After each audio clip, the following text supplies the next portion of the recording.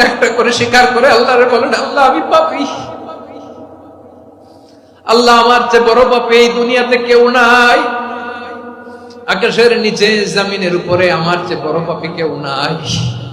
একটা একটা করে আল্লাহ স্বীকার করি আমি পাপী, সব পাপের স্বীকৃতি দিলাম।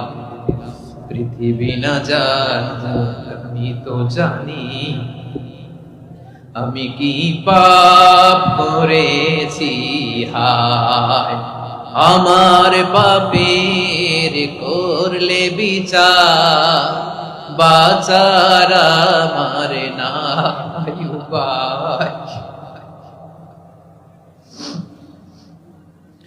দয়াময় তুমি মাফ করো আমায়, মাফ করো আমায়। আল্লাহ তাআলা যদি দয়া করে আমাদেরকে মাফ না করে, আমাদের বাঁচার কোনো উপায় নাই।